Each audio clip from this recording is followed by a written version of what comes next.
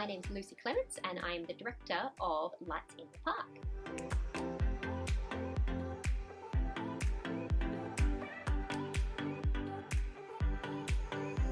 I have a long history with ATYP. So I'm from Perth originally, and once I graduated from WAAPA, I moved straight to Sydney. That was the place I really wanted to be, and I had no idea how to enter the crazy industry that is Sydney, and I reached out to ATYP, and they said, yes, come in, here's our big open arms. And in my first few months in Sydney, I was able to assistant direct for Ian Sinclair in the Voices Project. So that was one of my first real, in the deep end, off you go. Since then, I've become a tutor for ATYP. I've been teaching ever since then as well. And I, a few years ago, then got to assistant direct for Wonderfly as well. And finally, here I am. This is my debut at ATYP, actually in the director role, so very excited about it.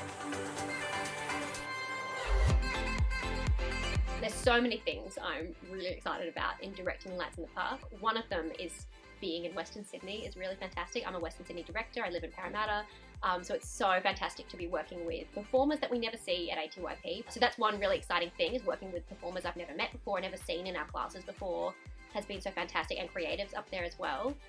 In terms of the script itself, to have such a strong, beautiful, detailed script that Alex has given us is such a gift to be able to direct and to do that with young minds who, a lot of them, this will be their first experience working with a new script like this. It's been such a pleasure in the room. There's been so much generosity around that, and respect, and just so much passion to be there and to be a part of this process of getting something up on the stage for the first time and being part of that.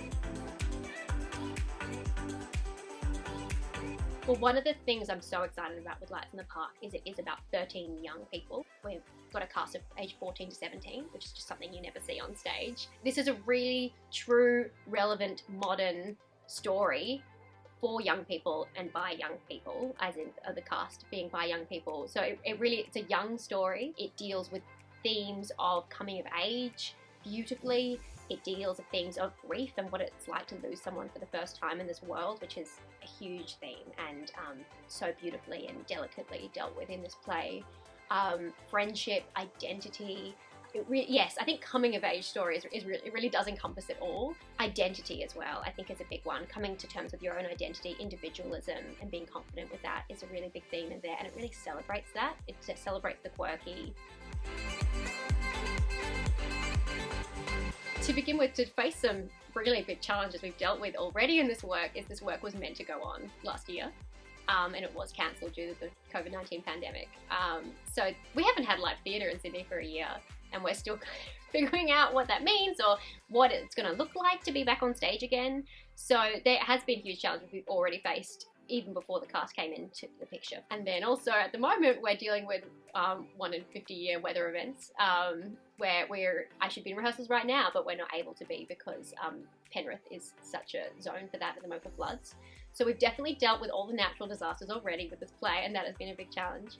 In the room, look, it's hard to pinpoint challenges because it's been such a positive room. There's a real sense of celebration and positivity in the play, but it is dealing with tough themes like grief, like figuring out who you are and identity, and finding a way to really put those on stage and keep that positivity and not make it too dark, and because that is Alex's vision, I think, with this, is that it should be bright and encouraging, and so really making sure we can bring that through in the production is something that I really feel a challenge in and want to step up to the plate for that.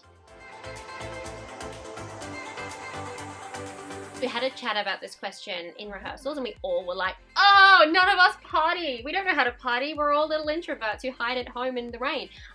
So none of us party, but I'm actually a big Florence and the Machine fan.